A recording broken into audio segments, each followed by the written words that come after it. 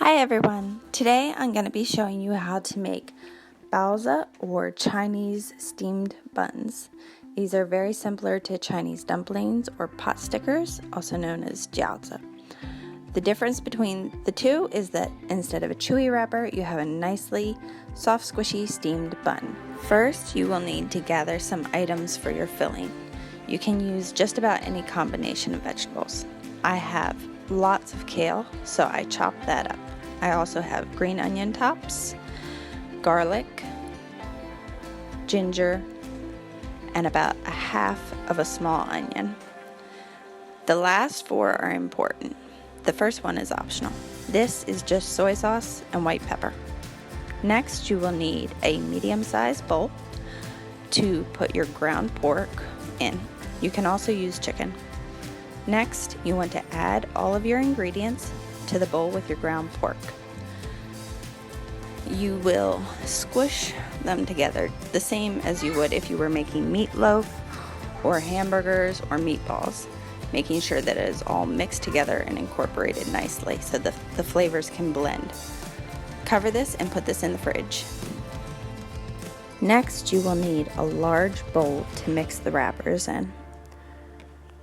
In a separate small bowl, put 300 grams of room temperature water, 2 tablespoons of sugar, and 2 teaspoons of yeast. In your large bowl, add about 500 grams of flour and 2 teaspoons of baking powder.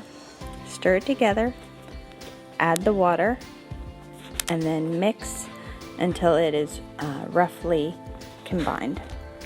You may need a little more water or a little more flour depending on humidity. Knead this for about 10 minutes until it is smooth, not lumpy or sticky. Then let it rest for 10 minutes under a damp dishcloth or covered in plastic wrap. After it has risen for about 10 minutes, it should be pretty much doubled in size. Once it's ready, it's time to start making the baozi.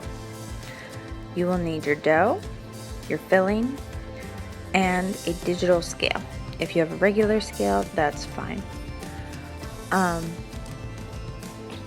You can use a rolling pin. I've put it in the photo, but I don't actually use it. I measured out about 50 grams of dough per baozi, though if you want to roll them thinner, you can use less and have more buns in the end. I use my fingers to flatten it and shape it so that it is slightly thicker in the middle to make a fluffier bottom and more bowl shaped so that it's easier to fold up after the filling has been put in.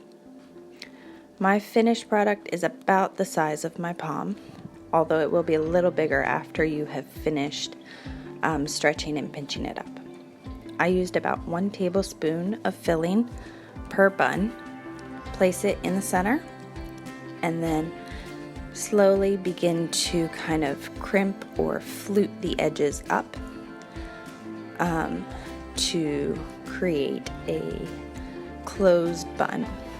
Once you have completely done that, you just want to give it a little twist and a pinch so that it's completely sealed. After they're done, set them on a board or a clean counter and let them rest for about 1 hour. While they are resting, put some water in your steamer and let it start to boil. When they are completely rested for the full hour, put them on little squares of parchment and place them in your steamer baskets. Remove your lid and check to make sure that your water is boiling, a rapid, steady boil. Next, place your buns in their steamer in the pot for about 15 minutes. When your timer goes off, do not remove the lid. This would create a non-fluffy baozi. What you want to do is remove it to a separate burner for about 2 minutes. After 2 minutes has been done, you can open the steam slots and let it sit for another 2 minutes. After that 2 minutes is done, you can slowly crack the lid so that it is just slightly open and let it sit this way for 2 more minutes. When the timer goes off, You can now remove your lid. As you can see, I've checked the temperature. You have to remember they have been sitting off the heat for 8 minutes. It's at about 150 here, which internal temperature for cooked pork should be 160. The bottom layer, which was closer to the heat during the cool-off period, is still almost 160 degrees. 15 minutes should do it, and now your steamed buns are done. Cook the rest of them, and then when they're all done cooking, or even before that, go ahead and grab one, get something to drink, and enjoy them. They are best while they're still warm, although they do heat up well. I haven't tried freezing them after they're cooked, but you can freeze them before and then just cook them a little bit longer to make sure they're thoroughly cooked through the middle. Let me know if you try these. If you have any questions, leave me a comment. Don't forget to like, share, and subscribe. And I will see you guys again soon. Bye.